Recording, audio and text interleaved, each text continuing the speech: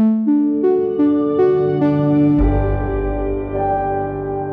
Undeceptions podcast.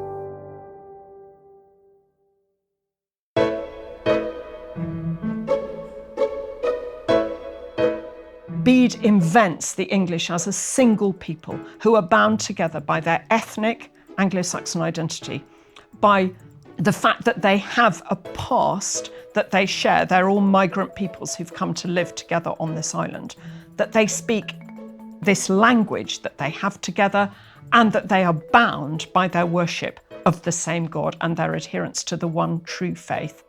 That's Sarah Foote, Regius Professor of Ecclesiastical History at the University of Oxford.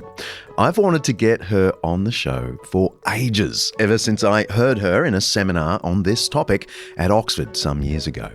She's talking here about the Venerable Bede, a towering figure of the Middle Ages. Just because Mark Hadley had never heard of him doesn't mean he's not a significant figure. And we've been threatening to introduce you to Bede for some time now, and that time has come, to the great rejoicing of Director Mark. And we've got the perfect person to lead the way for us. Alongside her many publications and projects, Sarah has emerged as one of the foremost authorities on Bede. She's currently working on a major scholarly biography of Bede, as well as a translation of Bede's most famous work, The Ecclesiastical History of the English People, for the Oxford World Classics series.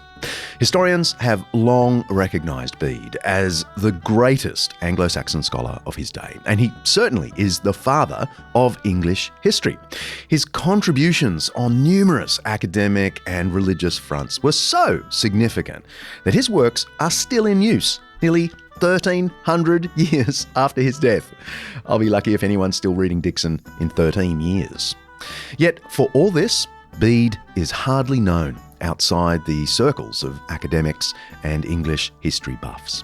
The fact is, we owe so much to him for our understanding of the origins of the English world, a world that spawned mighty civilizations, including the US and New Zealand.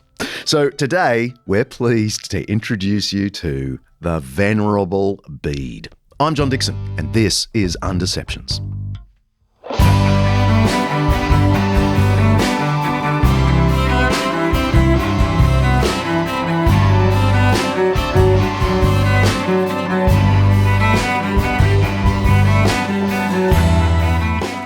This season of Undeceptions is sponsored by Zondervan Academic.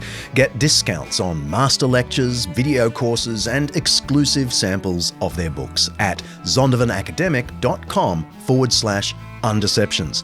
Don't forget to write Undeceptions. Each episode here at Undeceptions, we explore some aspect of life, faith, philosophy, history, science, culture, or ethics that's either much misunderstood or mostly forgotten. And with the help of people who know what they're talking about, we're trying to undeceive ourselves and let the truth out.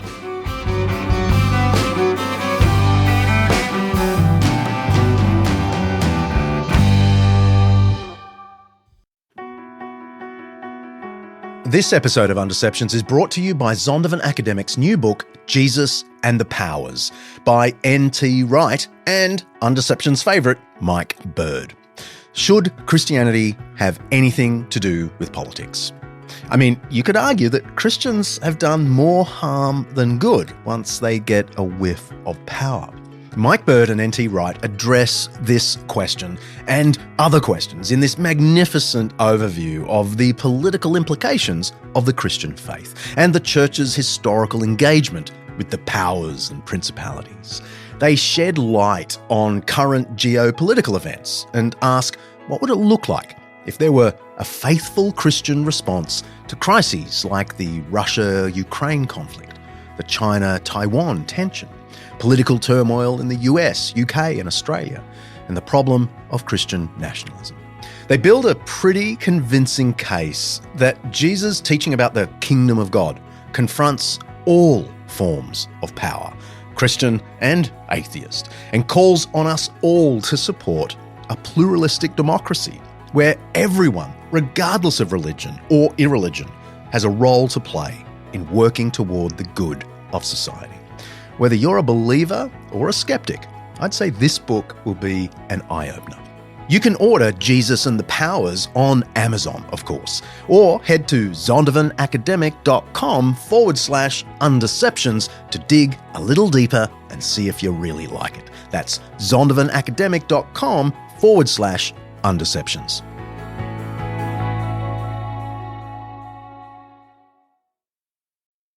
This conference that we went to in Sydney, the conference was opened by, I don't know, the provost, some really senior person in arts. And she stood there and she stared at us all and she said, "I'm enjoying this so much. You all look so terrible after having just got here. This is what we feel like when we go to your conferences." Yes, indeed. I'm more than a little tired from an overnight flight from Chicago and then a bus ride up to Oxford. And I think it shows. I had director Mark and editor Rich there too, and they had come from Australia, so they were worse. Hence Sarah's gentle quip. But I'm sitting there happily ensconced in Sarah's meeting room at the top of the astonishingly beautiful sandstone monolith that is Christ Church College, University of Oxford. Part of Harry Potter was filmed there. Where else would you want to be to learn about someone like the Venerable Bede? I am so excited to have you on the show because I have been talking about getting Sarah Foote on the show and doing an episode on Bede, and I've had to convince my team that Bede is a venerable topic. So can you just, for the sake of my team anyway, give me the 30-second elevator pitch why the Venerable Bede is worth an entire episode? Bede is the most important person writing in Latin in England in the period between the fall of Rome and the Norman conquest in the middle of the 11th century. He writes more, he writes in more different disciplines, and he has a more long-lasting impact than any other single person who lived in pre-conquest Anglo-Saxon England. That's a good elevator pitch. Bede was born around AD 673 into a world that had been shaped by the Roman Empire but had largely forgotten its origin story. Britain had been significantly moved toward Christianity during the Roman period, but when Roman troops were pulled out to fight the barbarians in the 5th century, things started to come unstuck. Both the government and the church fell apart pretty quickly, and over the next 2 centuries, England was settled or conquered, or a bit of both, by a range of different people from across the Channel: the Angles, the Saxons, and the Jutes. The things they all had in common were Germanic languages that were roughly comprehensible to each other, and the worship of pagan gods. So an England that had been partially Christianised started to be unwound and paganised in that period. But all of this changed with a second wave of Christianity in the 6th century, about 100 years before Bede. I asked Sarah, who were the missionaries, the evangelists, the Billy Grahams of that time who made all the difference? So if we could ask Bede this question, he has a really clear answer. Who was the apostle to the English? It was Pope Gregory I, who sent missionaries from his own monastery in Rome on the Celian Hill to England. He sent a group of them led by a man whose name was Augustine. They left Rome in 596. And it's not the Augustine that we've done a show on before. No, not Augustine of Hippo, Augustine of Canterbury. Got it. They set off from Rome probably by sea. They started to travel up the Rhone Valley through France, and they hadn't got very far when I like to imagine them somewhere, maybe Nîmes or Arles. They're sitting underneath a tree, they're sipping some of the local rosé, and they say, actually, there's quite a lot of mission and evangelization we could do round here. Why would we want to go to this country where we can't speak the language, where they are very fierce barbarians, they worship sticks and stones, and frankly, we're really likely to get killed? So Augustine went back to Rome and said to Gregory, do you know, we don't really want to go. And Gregory said, come on, get a grip. You need to go. This is a people who need to hear the good news of the Bible. He gave them some extra help. He got some extra help as they were travelling through France. They took interpreters with them. and they landed just off the eastern coast of Kent, an island, then a separate island of Thanet, and were met with some consternation by the king and his men there, who weren't willing at first to meet them inside because they didn't know quite what magic they might have brought with them.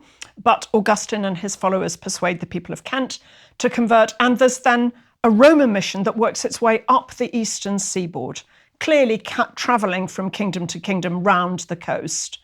So Kent, and then Essex with its capital in London, and then they went to East Anglia, and then they got as far as Northumbria, and Paulinus, another Roman missionary, converts the Northumbrian king, Edwin, a big set-piece baptism scene on Easter Day in the year 627. Sarah, of course, rattles off these place names without a second thought. She would probably be as much at home in the England of the Middle Ages as she is the England of the 21st century. But we don't expect you to be carrying around a map of medieval England in your head. So we've put a link in the show notes to a really good one that lays out all these kingdoms. And at one level, at least the eastern side of Anglo-Saxon England is at that point nominally Christian. Those royal courts up the east side have all converted. But when those kings died, their sons didn't necessarily keep following the new religion, and they gradually slipped back into paganism. And it takes 2 more missionary impulses to make the conversion permanent. The first is brought to Northumbria by Edwin's successor Oswald, who'd been in exile on the Scottish island of Iona, just off the southwestern coast of Scotland, a monastery with Irish monks, followers of St Columba.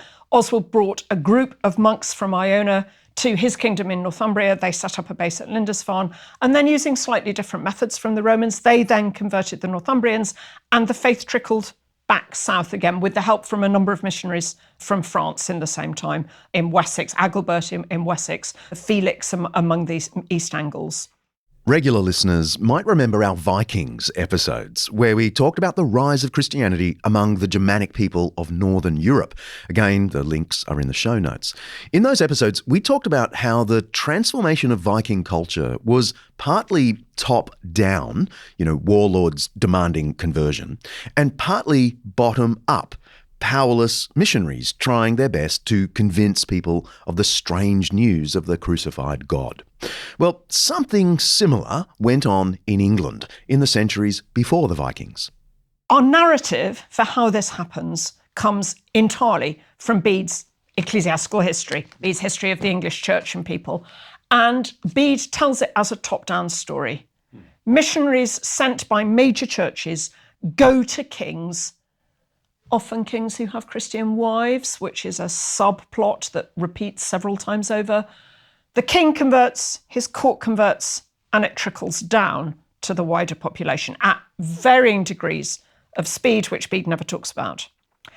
There has to have been mission and evangelization in the western side of England, which Bede never talks to us about, and it clearly didn't work top down. It clearly worked from the bottom up, and there are not great evangelizing missionary bishops who are remembered as saints. The most likely explanation is that the church from Roman Britain did not entirely die out in the western British parts of England, that in fact it wasn't a pagan desert. There were Christians there, and those British Christians talked and intermarried and did the missionary work from the bottom up with Anglo-Saxons in the western areas, so that by Bede's day, there are bishoprics in Hereford and Worcester and these places where we know nothing about how they were initially converted. But the British are the anti-heroes of Bede's history, and he wouldn't want you to think that the Britons had done any important mission, because he largely thought that they didn't do it. So that's a bit of the story about which he's silent. In Bede's time, monasteries were places of prayer, study, and manual labour for monks and nuns who'd committed themselves to living in community according to very strict religious rules. That didn't stop them having a profound effect on the world around the monasteries. They were central to the religious, cultural, and intellectual life of England. They served as centres of learning and included scriptoriums where manuscripts were copied and illuminated. And yes, we are planning to do a full episode on monasteries somewhere in the future, perhaps season 15 at this rate.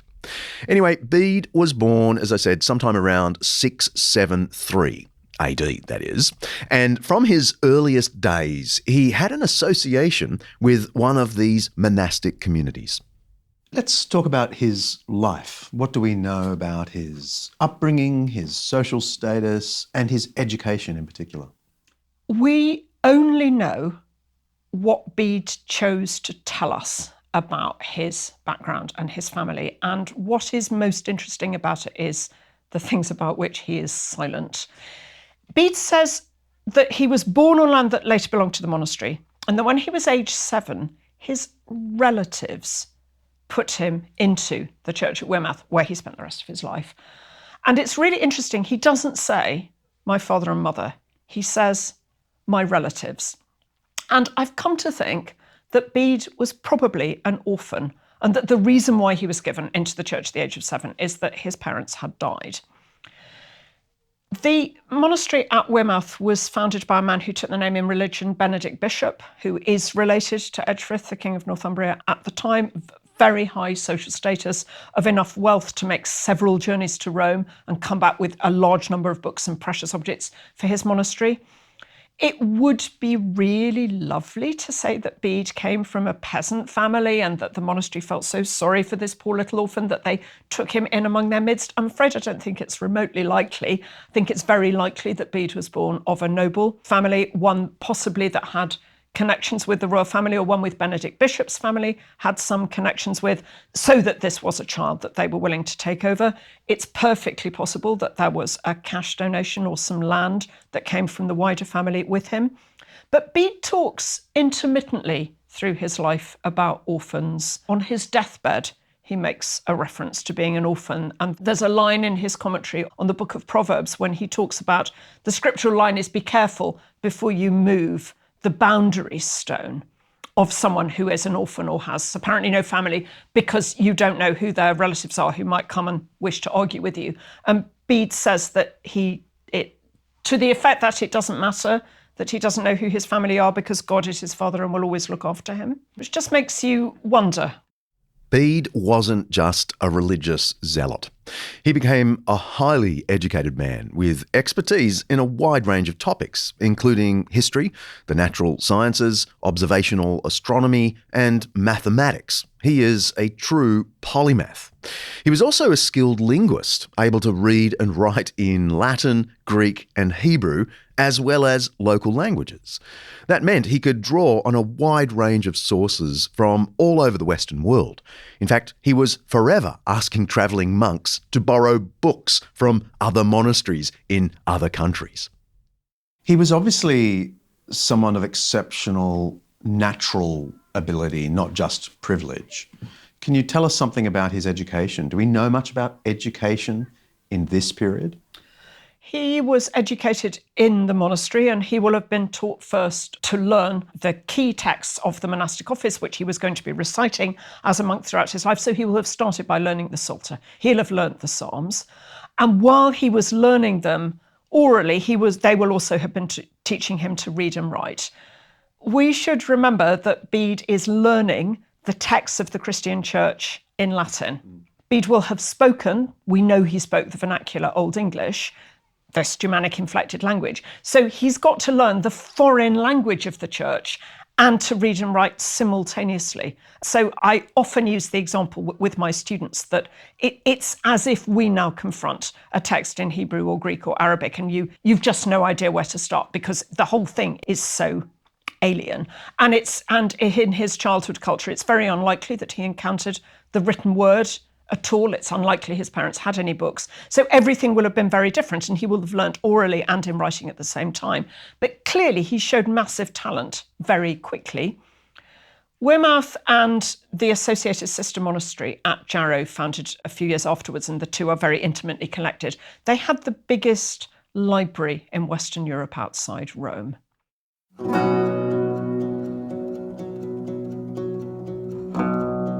First and foremost, though, Bede was a man of Christian faith. He's a Benedictine monk who would eventually be named a Doctor of the Church, which means one of the foundational teachers. He was called Venerable, one step down from a saint in the Catholic Church, because of his extreme piety and devotion to Christianity from the day he came to the monastery at Jarrow. From that time, Bede wrote, I have spent the whole of my life within that monastery, devoting all my pains to the study of the Scriptures, and amid the observance of the monastic discipline and the daily charge of singing in the church, it has ever been my delight to learn or teach or write. Bede's faith was the driving force behind all of his work. This was a period when Christians had come to see that all true knowledge was, in a sense, knowledge of God himself and his world. They were developing a kind of theology of education that would come to full flourish a century after Bede in the figure of another Englishman known as Alcuin of York. And there is definitely another episode on him in the pipeline. Anyway, for Bede, even writing a sweeping history of England was a sacred task.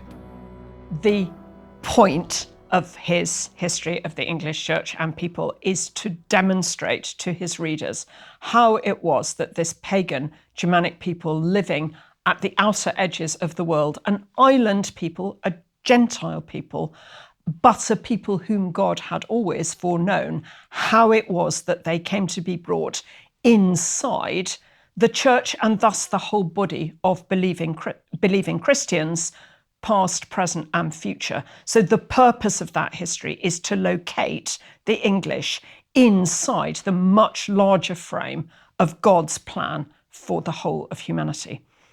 And he does this in a variety of ways, some of which are more subtle than others. But one of the ways in which he shows how the English fit into the divine plan is to set their story on a temporal line of time that has elapsed since the incarnation. So you need to unpack that for us. So in the 7th and 8th century, there was no widely accepted mechanism for dating events along a single timeline. So people would date events. In Rome, they dated events according to who was the consul in Rome. They dated events on a 15-year cycle called indictional cycles, which are to do with tax records. It's a system that goes back to the time of Diocletian and Constantine, and it repeats on a 15-year cycle. So you always know if it's the 12th indiction, you can work out where you are on that cycle. You might count time since the foundation of the city of Rome, for which a nominal date is given, and then you can count the years since then. Bede chose to locate the story of the English according to the number of years that had passed since the incarnation. And so to use what we would call Anno Domini dating. And Bede is always said to have invented AD dating, which he absolutely didn't. That was Dennis the Little, wasn't it? That's right. He acquired the system from Dionysius Exiguus, whose method for calculating the date of Easter is the one that Bede promotes. Dennis the Little dated by Anno Domini. Bede dates every year the year since the incarnation of our Lord, which I think is a really subtly interesting, different way of thinking about it. But the year since the incarnation is how he dates every event. But what he does thereby, and then to count the numbers since the year of the birth of Christ, is then to give you a fixed scale, and a fixed scale against which you can measure other events. And Bede sets the history of the English in the context of other events that are happening at the same time. Yes, one of those other events are the Eastern emperors, the Byzantine emperors. He will occasionally mention who was a Byzantine emperor at that time. That threw me. Why is he doing that? Did people around here actually know who was the Eastern emperor? The vast majority of people here would have no idea, but Bede's understanding. If you're one of those people who have no idea about the Byzantine Empire, fear not, nor remain innocent. We did a whole episode on it last season. It was a cracker. It's called, of course, Byzantine Empire. We'll put a link in the show notes. Idea, but Bede's understanding that the empire which had started in Rome and then the second Rome in Constantinople and that Eastern Empire had continued and was continuing and based on those earlier foundations. That's something he's very conscious of. So he knows the Eastern Church. So is he Church, thinking in terms of it's a Christendom, like he's connecting what's happening here with a wider world of believers all following the incarnate Christ. And his message is that the pagan English can become part of that world too. Mm-hmm. And so having been converted, they're part of something massively bigger than they.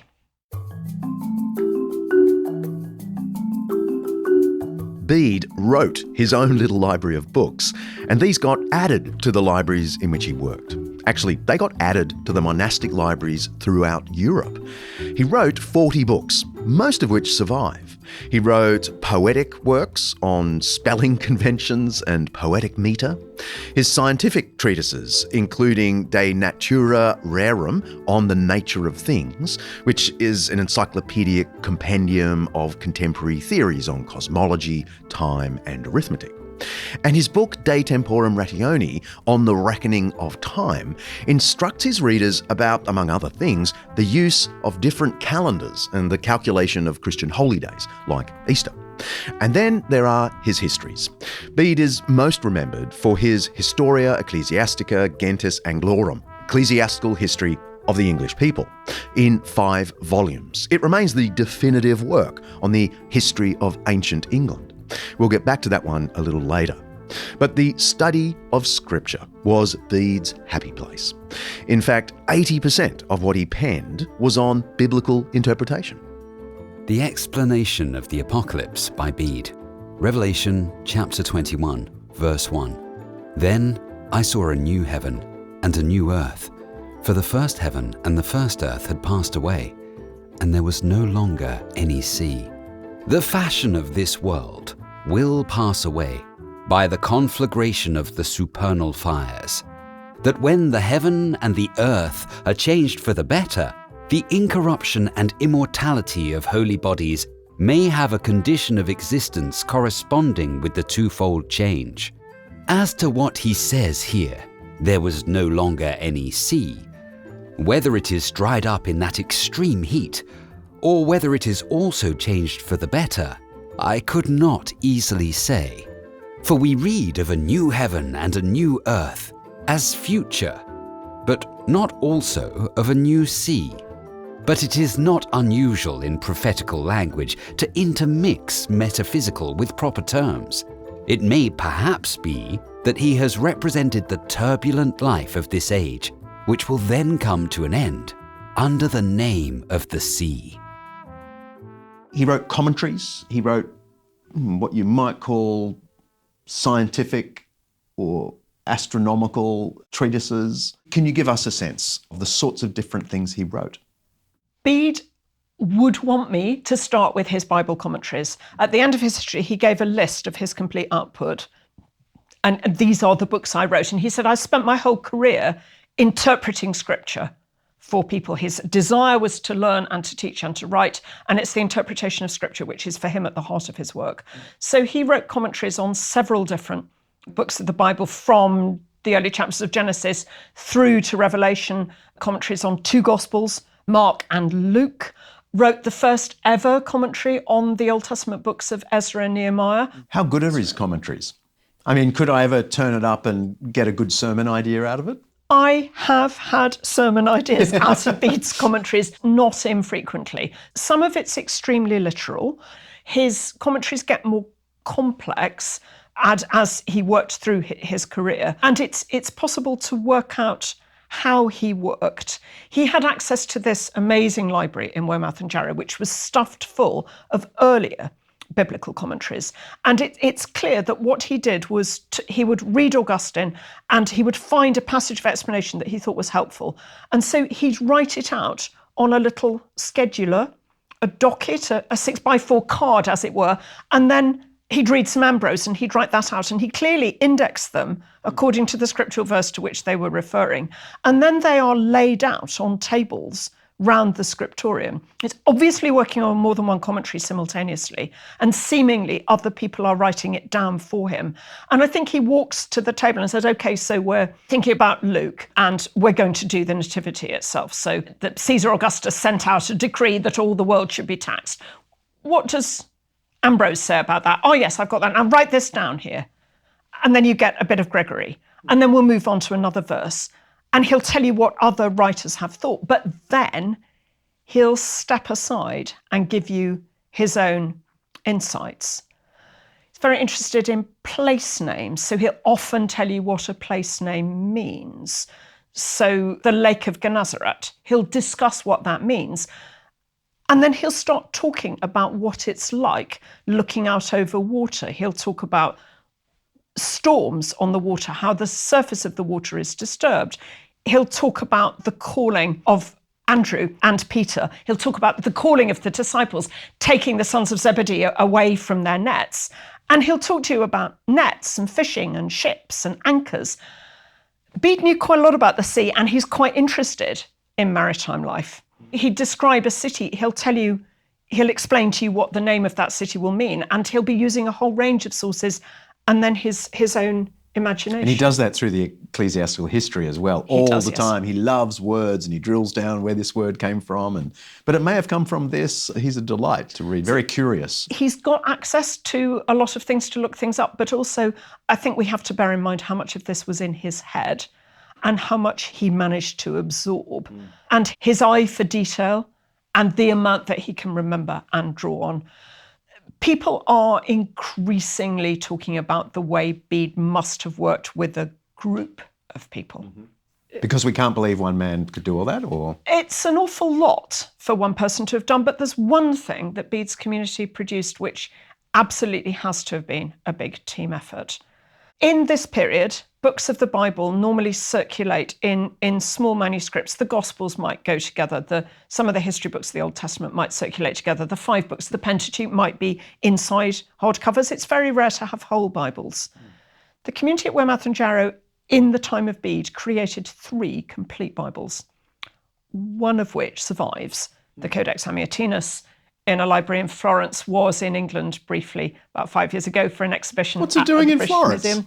It was supposed to be a present from the abbot of Weymouth Jarrow to give to the Pope, and he set off for Rome in 716 to take it to Rome, and it had a beautiful inscription on the front leaf, giving it, Ceolfrith, abbot at the ends of the world, giving it to the Pope. And Ceolfrith died en route, and they tried to carry on with the manuscript, and they only got as far as northern Italy, and they never got to Rome, and this monastery acquired it, and that's where it is. And they then scrubbed out the inscription on the front page and inserted another one. That manuscript is the work of many scholars working together to produce and a much improved text of the Bible. So Bede is in a community of people that's reading the Bible, thinking about its language, looking at Jerome's translation and saying, don't think that's what the Greek says here, starting to work on Hebrew texts as well as on the Septuagint. You don't imagine a little shy man who's not maybe very socialized sitting in a cell by himself. He's in a busy scriptorium. There's a lot of people around him. He's almost certainly the intellectual superior of everybody around him. But there are other people spurring him on. All this goes together to make up a picture of a busy, very intellectually powerful period. And it's all happening in what people outside academia, anyway, still call the Dark Ages, which is just nuts. We are developing a show on the Dark Ages, of course, but let me point you to the episode that isn't on the Dark Ages, but sort of tangentially relates. It's called Medieval Science. We had the amazing Seb Falk on the show. He's from the Faculty of History at the University of Cambridge, and his book, The Light Ages, is a perfect work of Undeception. He shows just how many church figures were making great advances in astronomy and mathematics in this period. Anyway, that's back at episode 74. I know Seb Falk talks about Bede invented a finger counting system that can get you to 10,000. I've seen a little YouTube clip of Seb explaining it, that Bede invented this way of indicating 1 to 10,000 on your hands. Yes, Bede had extremely advanced numerological skills and understanding, and he is fascinated not only in sharing that knowledge, but in explaining to other people how they also can use his mathematical understanding. And he's obviously, a huge amount of this is happening in their heads, this is high-level mental arithmetic. So if you want, what Bede wanted to do was to teach the people around him how to calculate the date of Easter properly. And that involves doing a whole series of different calculations to get you a series of different numbers, which will finally give you the right answer. And as he talks you through how to do that, he also teaches you the arithmetic that you need to know. So one of the things that you need to know is how old the moon was on the 1st of January in the year in which you're trying to work out when Easter will be. And so he takes you through a calculation. You come to a point where you need the 59 times table. And he recites the 59 times table. 1 times 59 is 59. 2 times 59 is 118. And to 6 times 59, you don't need more than that, because that takes you beyond. All together now. Beyond 365, you don't need to go beyond 6 times 59. And the answer in all these long divisions, the answer is always the remainder. So you have to be able to do the sum, and then you know what the remainder is, and then that will give you the answer that you need. And so this big book that he wrote on the reckoning of time is absolutely jam-packed full of mental arithmetic exercises like that. Amazing. Astronomy? What about astronomy? I mean, because that's connected to the date of Easter, but what does he write about the stars? I mean, it's obviously observational astronomy. It's not astronomy like we know it today. No, it is observational astronomy, but let's be very clear. Bede knew absolutely that the Earth was round. He understood. Sorry, Sarah, this was the Dark Ages. They didn't know that. Bede explains to you why we know the Earth is round, because he talks about the curved horizon. And he knows that the stars that we can see in the Northern Hemisphere sky are not the stars that you see in the sky of the Southern Hemisphere. He is because calculating the date of Easter means synchronizing a solar and a lunar calendar. He is extremely interested in the moon and the moon's workings. He uses astronomical data to think about creation. So it was argued by earlier writers that the first day of creation was the spring equinox, because that's the point where the moon is full and you would have sun and moon equally through the 12 hours of day and 12 hours of night. And Bede said, hang on a minute, that can't possibly be right. God doesn't create the lights in the sky until the 4th day of creation. But the 4th day of creation, when you have 12 hours of day and 12 hours of night, must have been the spring equinox. So he uses his biblical understanding and his understanding of astronomy in order to work out when it was that the world was created. So 4 days before the spring equinox. Oh dear. He is also the first person lucidly to explain why the moon determines the phasing of the tides. And this brings us back to Bede's interest in and obsession with the sea. Bede lived on the north coast. He could watch the tides coming in and out, and he worked out that the phasing of the tides works with the waxing and waning of the moon. And it seems likely that he had observers up and down the north coast also marking the tide on the beach and sending their observations back for him. So he got further than earlier thinkers in explaining that. And that's an empirical approach to knowledge. Very much so. Before the 16th century? And a willingness to challenge his earlier pagan classical Roman and patristic sources and saying, no, I don't think this is right, because my observation would lead me to different answers. So the Venerable Bede is not just a good guy, he's a good scientist, a good grammarian, and a good theologian. But is Bede a good historian? Does his need to relate everything back to spiritual matters mess with his ability to record facts about early English history? Good question, Dickson. Stay with us.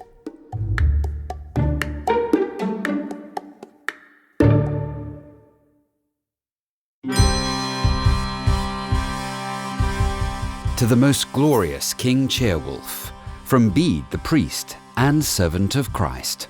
Some while ago, at your Majesty's request, I gladly sent you the history of the English Church and people, which I had recently completed, in order that you might read it and give it your approval. I now send it once again to be transcribed, so that your Majesty may consider it at greater leisure. I warmly welcome the diligent zeal and sincerity with which you study the words of Holy Scripture, and your eager desire to know something of the doings and sayings of men of the past, and of famous men of your own nation in particular. For if history records good things of good men, the thoughtful hearer is encouraged to imitate what is good. Or, if it records evil of wicked men, the devout, religious listener or reader... These are the opening lines of the ecclesiastical history of the English people, completed by Bede in the year 731, when he was nearly 60 years old.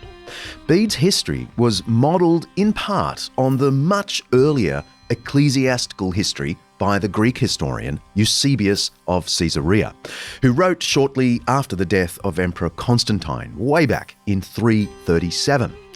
By the way, Eusebius may have influenced our intellectual world more than many could possibly imagine. One of the greatest contemporary scholars of historiography, that's the study of the history of writing, was Arnaldo Momigliano of the University College London and then the University of Chicago. He argued, and he's not a Christian, that Eusebius is the true father of history writing in our modern sense of telling a narrative replete with verified primary sources quoted throughout. That's a model we assume now, but it was an innovation of Eusebius, and Bede followed it and gave it to the Western world. If you want to follow that up, it's in Professor Momigliano's book, unreal book, The Classical Foundations of Modern Historiography. That's just for free today. I don't mean the book, I mean that tip. Anyway, if Eusebius is the father of ancient Christian history, Bede is often referred to as the father of English history. The 5-volume compendium tells the story of the arrival and spread of Christianity in England and the emergence of Anglo-Saxon kingdoms. Bede's history is rich in detail and at times almost poetic, like his record of the conversion of King Edwin of Northumbria on the advice of his nobles. Your Majesty, when we compare the present life of man on earth with that time of which we have no knowledge, it seems to me like the swift flight of a single sparrow through the banqueting hall where you are sitting at dinner on a winter's day with your thanes and councillors. In the midst, there is a comforting fire to warm the hall. Outside, the storms of winter rain or snow are raging. This sparrow flies swiftly in through one door of the hall and out through another. While he is inside, he is safe from the winter storms. But after a few moments of comfort, he vanishes from sight into the wintry world from which he came. Even so, man appears on earth for a little while. But of what went before this life, or of what follows, we know nothing. Therefore, if this new teaching has brought any more certain knowledge, it seems only right that we should follow it. The strength of the ecclesiastical history of the English people as a historical source lies in Bede's tenacity in ensuring the work was as accurate as possible. For his sources, he claimed the authority of ancient letters, the traditions of our forefathers, personal interviews, and his own knowledge of broader events. He also asked travelling monks to consult the Vatican's libraries on his behalf, and he incorporated evidence from witnesses scattered across Europe. He ends up quoting around 144 different sources and begs scribes to ensure they include all of his annotations so that readers know that he's not just ripping off other people's work, he's actually relying on sources. Since, he says, I do not want to be thought a thief in putting down as mine what is really theirs. About 150 manuscripts of the ecclesiastical history of the English people survive. Now that's huge. We don't have that many manuscripts for Caesar's Wars or Tacitus's Annals of Imperial Rome. Bede was massively popular. Now, the account is stacked with reports of miracles, and I had to ask Sarah about that, so stay tuned. But overall, what this work reveals is a historian who is anxious to find accurate sources, and then to record only what he regarded as the best evidence. Bede begins with a geography lesson. Bede wants to locate you, his reader, in the place that he's going to talk about before he tries to locate you in time. And so the first word of the, let's leave out the preface to the king. The first word of the history proper is Britannia. Britannia Oceana Insula, qui quondam Albion nomen fuit, inter septentrionem et occidentem locata est, Germaniae, Galliae, Hispaniae, maximis Europae partibus, multo intervallo adversa.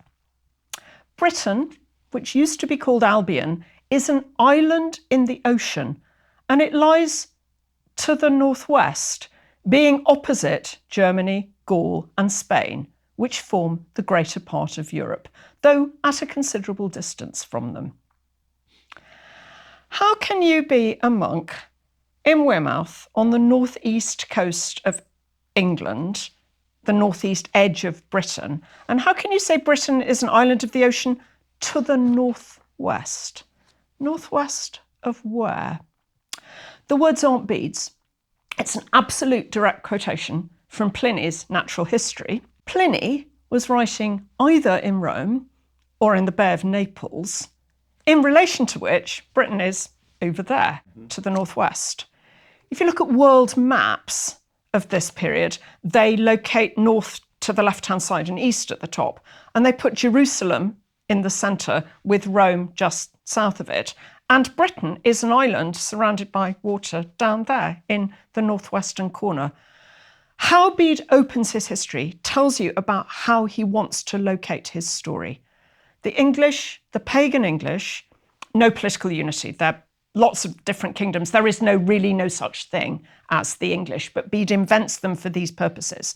They are a people, a Gentile people living on an island, literally at the ends of the known world. So in space, he puts them in the island at the edge of the world. In time, he locates their story in relation to the story of the Roman Empire. And so he starts by reference to Julius Caesar coming and the Roman conquest of Britain. And then through the history, he offers you this punctuation of who the emperors are, because that's a fixed timeline into which to fit this people who had been part of ancient Rome and are now part of Rome that is the world of Christendom and the Rome of the East, of the new Rome of the Eastern Church in Byzantium. So located in time and space in the widest possible sphere. And his story takes you from Julius Caesar up to Bede's own day. And he finishes his history with a look round the island of Britain in his own day. And then he ends with a quotation from the Psalms, "Let the earth rejoice in God's perpetual kingdom, and let Britain rejoice in his faith, and let the multitude of the isles be glad, and give thanks at the remembrance of his holiness." So that sounds to me like that passage in Isaiah about the islands one day hoping in the Lord, the faraway peoples hoping in the Lord. My servant will bring forth justice. He will not falter or be discouraged till he establishes justice on earth. In his teaching, the islands will put their hope. And that's how Bede sees people, and this idea that it's the island nature of the English that is one of the things that distinguishes them. And he's absolutely bouncing off. There's a whole series of psalm resonances also to island peoples and how they will come to know God. But he, of course, he believes that apart from Ireland, he believes that there are not more islands beyond them. He really thinks they are at the ends of the earth, because one of the underpinning things that Bede believed is the extent to which the conversion of the English and the adoption of all the people in the island of Britain of the correct Catholic Easter was the fulfillment of one of the necessary conditions for the second coming. So Bede's interpretation of Christ's last words to his apostles as he stood on Mount Sinai before the ascension, he said, "Take the gospel to Jerusalem, Judea, Samaria, and the ends of the earth." And in Matthew's gospel, he'd already said, when the gospel is preached to the ends of the earth, then the end will come. The English are the ends of the earth. The preaching the gospel to the ends of the earth fulfills one of the preconditions for the second coming. And so its importance, that's why this is set in relation to incarnational history. This is something that always had to happen. The English were a people whom God had always foreknown, and their bringing inside wider Christendom is part of God's overarching plan for the whole of humanity. At the present time, the Picts have a treaty of peace with the English and are glad to be united in Catholic peace and truth to the universal church. The Irish who are living in Britain are content with their own territories and do not contemplate any raids or stratagems against the English. The Britons, for the most part, have a national hatred for the English and uphold their own bad customs against the true Easter of the Catholic Church. However, they are opposed by the power of God and man alike and are powerless to obtain what they want. For although in part they are independent, they have been brought in part under subjection to the English. As such, peace and prosperity prevail in these days. Many of the Northumbrians, both noble and simple, together with their children, have laid aside their weapons, preferring to receive the tonsure and take monastic vows rather than study the arts of war. What the results of this will be, the future will show.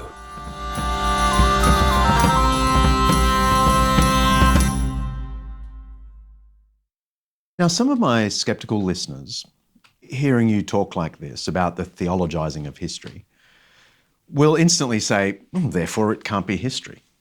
It's so laden with his doctrines.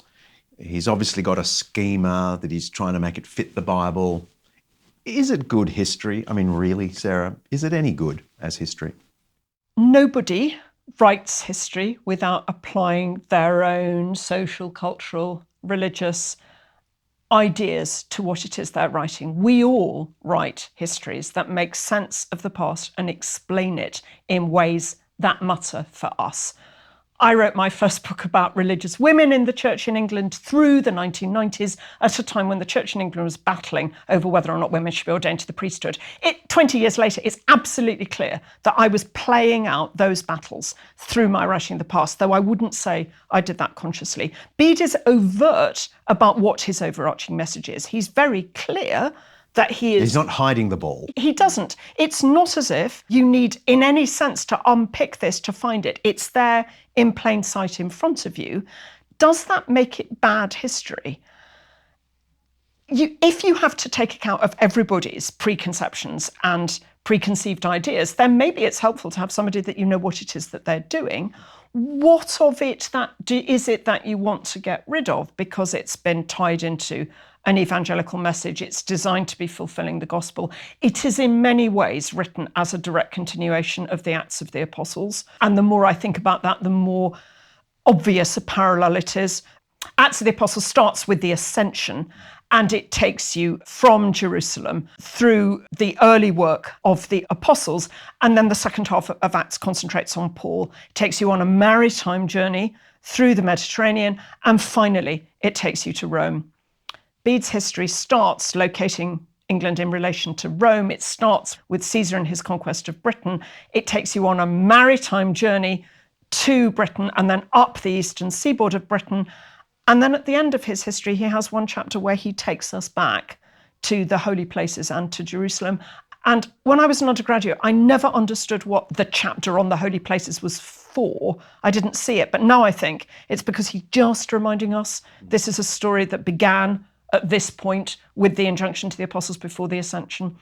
And he's just reminding you that there's a kind of complete circle. But then I return to my question, is it junk history as a result of this? I mean, is he careful? Is he measured? Does he use sources? Do you get a sense that you're reading someone who's trying to really tell you what happened?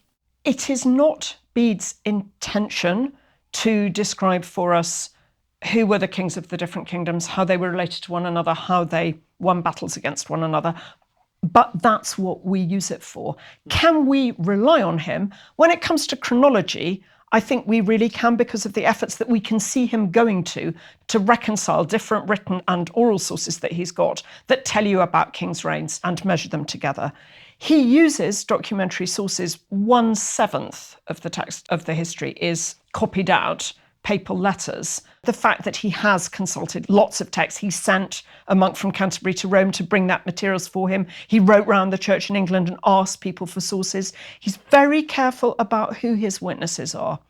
This was told me by this venerable bishop who was there.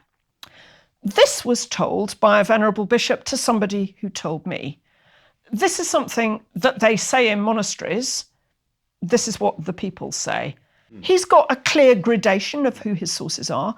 We can learn more about what England was like in the 7th century from Bede than from any other single source. If we were to say it's just Christian propaganda, then there's an awful lot that we're missing out on. Bede isn't afraid to record some embarrassing bumps along the way, like the story of how King Redwald of East Anglia decided to have an each-way bet by constructing a church that had a Christian Lord's table at one end and, I kid you not, a pagan altar at the other end. It reminds me of the jeweler's mould I mentioned in the Vikings episode. It was found in Denmark, dating to the Middle Viking period, and it was designed to make a mould of a cross pendant for Christian customers and a Thor's hammer for pagan Vikings. Anyway, Bede is great fun to read. But there is that pesky problem of the miracles. Can I just go to another issue about credibility and history? It's full of miracles. So does that mean the whole thing is junk? I mean, I don't personally think that, but a lot of my listeners will think, if they open up Bede, you're about page 5 before you get a miracle. Not quite that far, but it's true there are a lot of miracles, and book 4 contains a disproportionate number of miracles. He was writing for an audience that expected God to be active in the world around them every day. And part of his overarching argument about why this one Christian God is the God you should be following is that he's showing that God is still active in the lives of humanity in his own day, that God is not about a past time. We're not reading about in the Bible about what happened in Israel and what happened in after the life of Christ, and that's in the past. He's saying this is a living religion where God does things now. So I think the miracles are there to speak to a Christian audience, to show that prayer to God is efficacious. We don't think that's how God works in the world today, and we might want to disentangle many of these miracles and offer skeptical modern scientific explanations for them. But if we look at some of his stories, we might want to see what he tells us incidentally around the story of the miracle that he's telling, and what it is we then learn about agriculture, seafaring, the religious life, relations between monastic communities and the lay people among whom they lived, farming techniques, how you build buildings, all sorts of incidental insight into daily life. And why would he make up the background to these stories if the purpose for him is that the guy who fell off the ladder when he was involved in building the church at Hexham actually lived? That's the point of the story for us. For him, we are quite interested in the fact of having the ladder to be carrying the stones up to be building the next story, and how that building work was done among a people who had no tradition of building in stone. So the whole technology, it's completely new to them. Let's press pause. I've got a 5-minute Jesus for you. Let me be clear, I believe in miracles, at least in the case of Jesus, and maybe even in the case of the Venerable Bede. Actually, the case for Jesus is pretty easy. The lines of evidence indicating that he enjoyed a strong reputation as a healer are compelling. And so even scholars who don't believe in miracles at the philosophical level accept that Jesus did things that looked like miracles at the historical level. I'm thinking of scholars like Paula Fredrickson, but she's one of many who openly admit that they don't believe God suspends the laws of nature, but then adds, and I'm quoting Paula Fredrickson here, yes, I think Jesus probably did perform deeds that contemporaries viewed as miracles. And she lists healings and exorcisms as what seemed to her to be historically plausible. This is because if historical methods mean anything, they certainly demonstrate how early and widespread is the evidence for Jesus' healing work. We've got 13 references in Mark, which is the earliest gospel, around 65. We've got 4 in Q, that's the source behind Matthew and Luke's gospel. There's another 5 in L, that's the source behind Luke's gospel. 2 in M, that's Matthew's unique source from around the year 60. 7 in SQ, or Samea Quella, the sign source behind the Gospel of John. And to this we can add as secondary evidence 2 references to healing in Jesus' name. One is in Paul from around 55 AD, one is in James from around AD 62, or perhaps a little before that, because we know James was killed in that year. The fact that Jesus' name is appealed to as effective for healing strongly suggests that both authors knew that Jesus had a healing reputation. Now, to this list of 7 sources, we can add the first century Jewish writer Josephus, who's writing toward the end of the first century, who describes Jesus as one who wrought surprising feats. And the expression surprising feats translates the Greek paradoxa erga, literally baffling deeds. It's the Jewish historian's hesitant, non-committal way of talking about Jesus' widespread fame as a miracle worker. He did weird deeds. And the other interesting thing is, we simply don't have this level of evidence, 8 separate sources within living memory of the figure, for any other claimed miracle worker from the ancient world. We have Honi the circle drawer, a Jewish rabbi who died a generation before Jesus. He reportedly prayed and made it rain in Jerusalem during a great drought. But we only have 2 sources for his miracle working. One comes from 150 years after Honi was dead, and the other comes from 250 years after he was dead. People often point to Apollonius of Tyana as a good pagan parallel to Jesus. He was a Pythagorean philosopher who died a generation after Jesus, around the year 100. But we only have one source for his miracle working, and it's dated 120 years after Apollonius is dead. In the case of Jesus, as I said, we have 8 separate sources, and they're all within living memory. That's within 60 years of the events themselves. We just have the evidence you'd expect a miracle worker to leave behind in the case of Jesus. The real question isn't about evidence. There is good evidence. The real question is, what are our background beliefs? The philosophical discussion about miracles has been stuck in a grumpy stalemate for well over a century. Because if I hold one view of the universe, I'll be compelled to deny miraculous evidence. If I hold a different view of the universe, I can remain logically open to that evidence. So to put it like this, if I reckon the laws of nature define the limits of what's possible in the universe, that there's no lawgiver, no God that exists behind the laws, then of course, in principle, miracles can't be viewed as rational, and no amount of evidence could be accepted as evidence that a miracle has taken place. But if I hold that the laws of nature don't define the limits of what's possible, that the laws themselves point to a lawgiver or a mind, a God behind the laws, then since such a lawgiver could act through and beyond the natural laws, it is, in principle, rational to believe in the possibility of miracles. And I'm free to accept a miracle when there's good evidence in its favour. And as I say, the evidence in the case of Jesus is just good. But what about the miracles reported by the Venerable Bede? Well, I've read the history of the English people from start to finish, and I'm convinced Bede does not make stuff up. He is, in the judgment of most people who read him, a good faith reporter. Now, maybe 3/4 of the miracles he reports, he wasn't in a position to know firsthand what the facts were.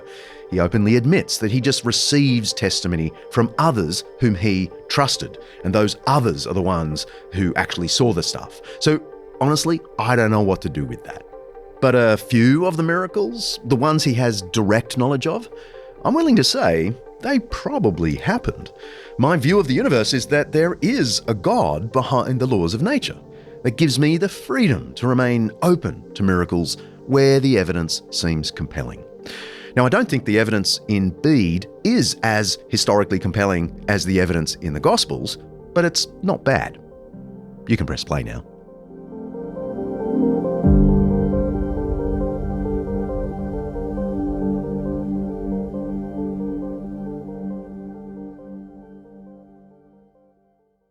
Quite a bit of academic ink has been spilt on Bede's attitude towards women. Most of it, though, is speaking into silence because, frankly, Bede doesn't have much to say, which perhaps is part of the problem.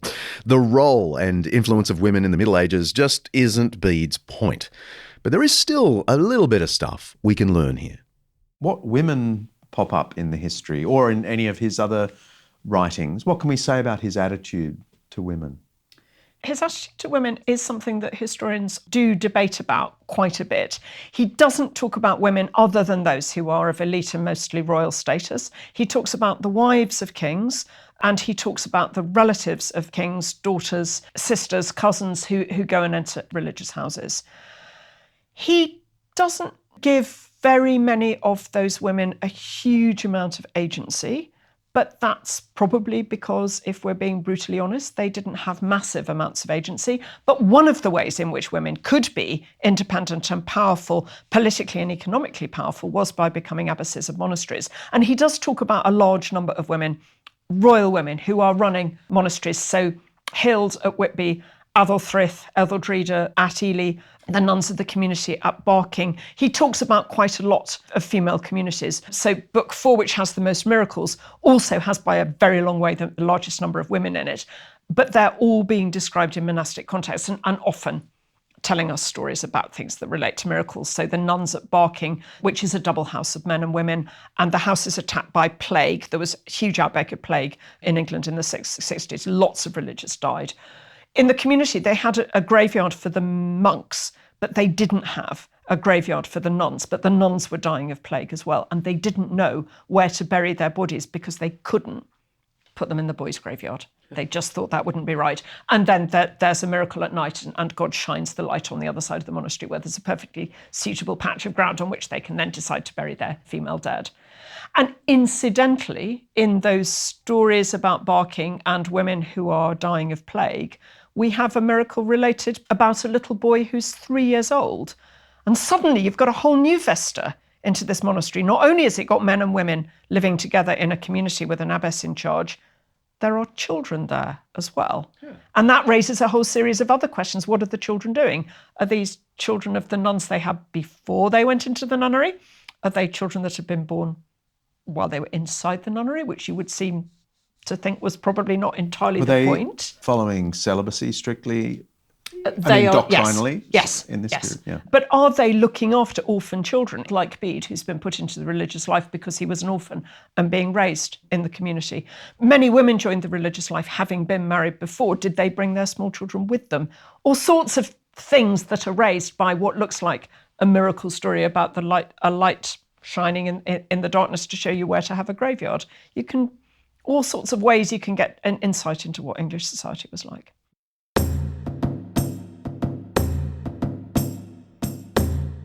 In heaven's courts, from which height I have come, are many gems so precious and so lovely that they cannot be taken from the kingdom. See, the flames breathed forth by Isidore, by Bede, and by that Richard whose contemplations saw all that a mere man can see and more. Dante Alighieri, The Divine Comedy. Bede makes his way into Dante. I think he's the only Englishman in The Divine Comedy. He is the only Englishman in The Divine Comedy. And what do you know? He's in paradise, unlike a lot of popes. Of course, Bede's in paradise. So he was obviously revered back in Italy in the centuries that followed. Is that right? Bede's books were being copied in Europe almost before he died. His texts are very widely circulated in the Carolingian world and widely copied. Many of our surviving manuscripts of Bede's works are not English at all, but survive from continental houses. The great Carolingian king Charlemagne asked Paul the Deacon to compile for him a book of homilies, sermons to be read to monks in the night office throughout the year. And he produced a series of readings for reading at night in the winter when the office is longer, and then a summer homiliary. And nearly a third of the texts in Paul the Deacon's homiliary are quotations from the writings of the Venerable Bede. Bede's sermons are there, but also great chunks of his biblical commentaries are put into the night office for reading. And that became the standard book of readings for the night office in monasteries across Western Europe from the 8th century onwards. So Bede is being copied, read, prayed with ceaselessly from his own day. It's scarcely surprising that the monks of Durham in their new cathedral in the late 11th century should have taken the trouble to go to Jarrow where he was buried and steal his bones to give them some nice relics to put in the back of their cathedral. He was already famous by the end of the 11th century and continues to be read throughout the later Middle Ages, scholastic readers reading and commenting further on Bede's commentaries.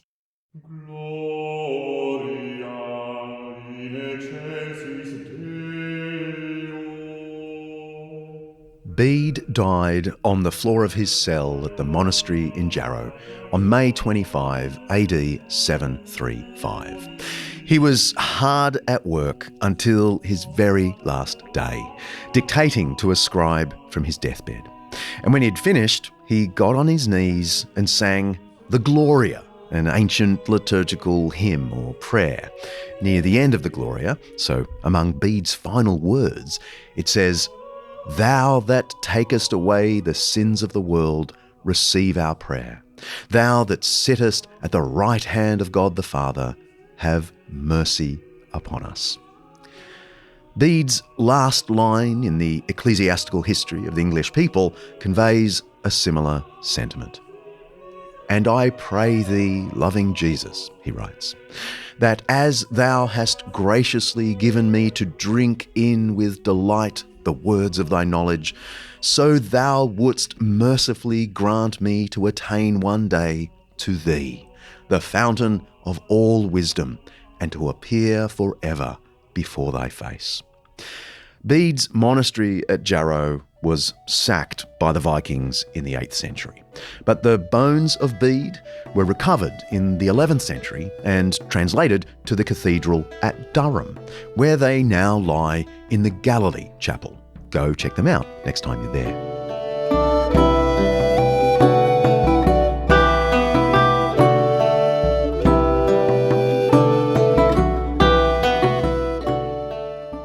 His works continued to have a profound effect for centuries to come, inspiring future generations with a new way of seeing themselves. Alfred the Great took from Bede the view that the English could be seen as a single people, united under a single king, and most importantly, under one true God. And of course, those works are continuing to have a profound effect. Sarah Foote says they not only gave direction to her academic studies, they've shaped her devotional life, as well as her conception of Christian community. I have a final question, a double-barrel question. If someone listening to us would go, I might go and read Bede, right? Which I hope they do.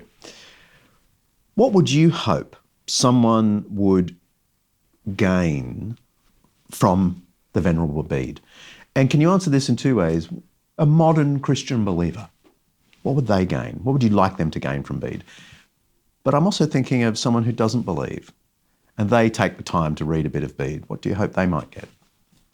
If I start with your non-believer, I hope that they would take away a sense of the richness and the sophistication of the culture in England in the first Christian centuries, to the extent that there could be somebody at the very edges of this island, at the very edges of the world, who had the resources to write such vivid text about his own people and his own day and bring that to life. And somebody who might read the accounts of the battles and the stories about kings and the story about the Thane who spoke of comparing the Christian life to that of a sparrow flying through a king's hall in the winter, and have visual pictures painted for them and get a sense of the richness and vibrancy of Anglo-Saxon England, which is not remotely a dark age. Indeed. And that a Christian reader might think about the ways in which the Mediterranean faith that Christ taught to his disciples, which they then took systematically to the ends of the world, has been gradually adapted and acculturated to the places in which it finds itself, and how Scripture is at the bedrock of mission and evangelization, but that it also plays a really major role in the building of Christian nations. And that's a faith that Bede's history and his other writings seek to explain to them, and explain to them in ways that made sense for their culture and in their own writing, in their own language. So when Bede was on his deathbed, he was engaged in translating one of the books of the Bible because he thought it would be helpful for mission and evangelization. And I've always been bemused. You've got the whole Bible to choose from to translate into English, yet he started with St. John's Gospel. And I've often pondered why. I'd have chosen a synoptic, so much easier to get to grips with, so many easier stories. Did Bede think that St. John's Gospel contained everything that's necessary for salvation? And that's why he thought that encapsulates the Christian message. And that's why that's the book he chose. We have no idea. He didn't get very far. He got as far as the feeding of the 5,000. Well, he got that great incarnation passage in at least, didn't he? He did indeed. But that Christianity builds nations is what Bede's history demonstrates. And that's something that today's Christians can also be reinforced by.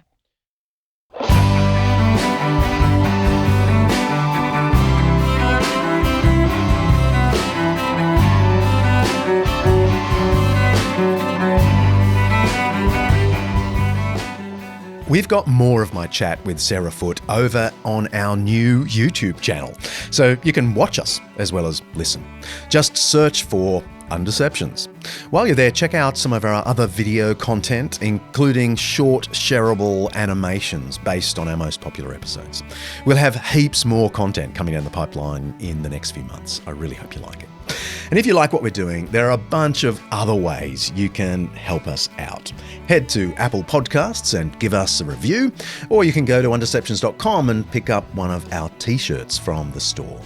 And if you want to help our expanding team, please consider making a donation. I know I talk about this a bit, but what you give really helps. I personally don't need a salary, but the production and personnel costs for Undeceptions are pretty big. Go to undeceptions.com, click the oversized donate button, and see where the wind blows. And while you're there, send us a question by audio or text, and I'll try answer it in an upcoming Q&A episode. See ya.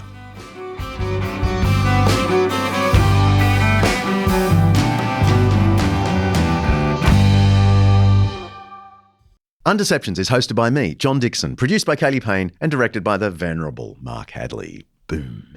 Sophie Hawkshaw is on socials and membership. Alasdair Belling is writer and researcher. Siobhan McGuiness is our online librarian. Santino DeMarco is our chief financial and operations consultant. And Lyndie Leviston remains my wonderful assistant. Oh yeah, and editing is by Rich Hamwi. Woohoo! Special thanks to our series sponsor Zondervan Academic for making this Undeception possible. Undeceptions is the flagship podcast of undeceptions.com, letting the truth out. An